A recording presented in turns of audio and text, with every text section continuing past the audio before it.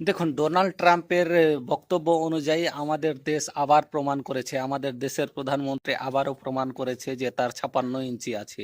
Donald Trump কি বলছে? বলছে যে তাকে আমি 24 ঘন্টা সময় দিয়েছিলাম নরেন্দ্র মোদীকে, তার মধ্যে যেন যুদ্ধ রুখে দেয়। আমাদের দেশের প্রধানমন্ত্রী নরেন্দ্র মোদী যদি ভয় করতেন তাহলে কি করতেন?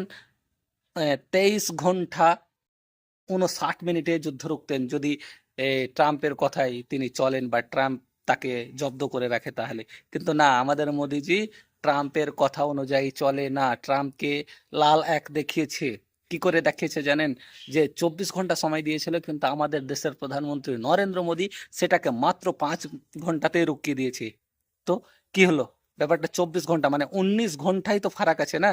19 ঘন্টা প্রায়, মানে এতটুকু কথা রাখেনি। আপনি কি বলছেন? আমাদের দেশের প্রধানমন্ত্রী ভয় করে গেছে? দেখেন, যদিও চীনকে লাল আঁখ দেখাতে পারেনি, কিন্তু নরেন্দ্র মোদী ডোনাল্ড ট্রাম্পকে লাল আঁখ দেখিয়েছে, লাল চোখ দেখিয়েছে।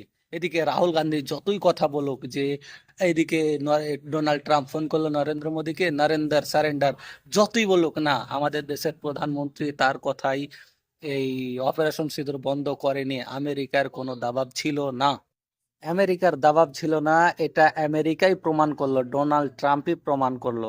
আমাদের দেশের প্রধানমন্ত্রী 56 ইঞ্চি এটা দেখিয়েছে যে ডোনাল্ড ট্রাম্প তুমি যাই বলো, ডোনাল্ড ট্রাম্প তুমি যাই বলো, আমি তোমার কথা শুনবো না। তুমি 24 ঘন্টা আমাকে সময় দিয়েছো, কিন্তু আমি 24 ঘন্টাতে যুদ্ধ রুখবো না। আমি মাত্র 5 ঘন্টাতে যুদ্ধ রুখে দেবো, তুমি কি করবা করো।